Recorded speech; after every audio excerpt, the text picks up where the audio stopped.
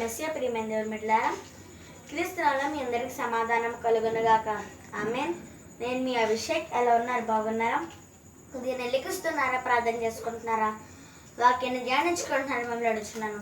ఒకవేళ ఇంకా ఎవరన్నా ప్రార్థన చేసుకోకపోతే ఉన్న పాటలు మోకరించి ప్రార్థన చేసుకొని వాక్యం ధ్యానించుకోవాలని తెలియజేస్తుందని బిడ్డలారా.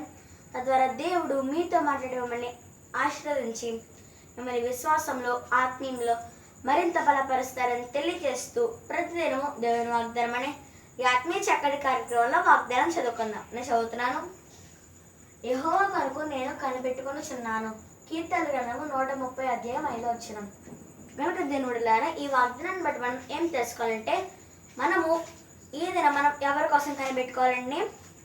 మన ప్రభువైన యేసుక్రీస్తు వారి కోసం మనం కనిపెట్టుకోవాలని తెలియజేస్తుంది బిడ్డలారా. మరి మన ప్రభువైన యేసుక్రీస్తు వారు మనం కనిపెట్టుకోవడం కాక ఆయన ఆజ్ఞలను విధులను కట్టడలను మనం కనిపెట్టుకొని మరి వాటిని అన్నింటినీ అనుసరించి వాటి ఎందుకు నడిచేవారు అని తెలియజేస్తుంది అని బిడ్డలారా. మరి ఇక్కడ 130 కీర్తనలు ఏం తెలియజేస్తున్నారంటే, యెహోవా కొరకు నేను కనిపెట్టుకొనుచున్నాను. మరి ఇక్కడ ఎవరు తెలియజేస్తున్నారో తెలియదు కానండి, మరి యెహోవా కొరకు వారు కనిపెట్టుకొనుచున్నారు.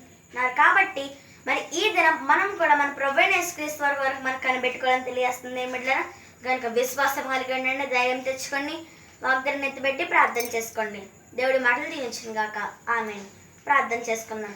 స్తోత్రం మెస్సియా, ప్రతిదినము దేవుని వాగ్దానం అని ఆత్మీయ చక్కటి కార్యక్రమం మాకు ఇచ్చారు. మీకు వందనాలు.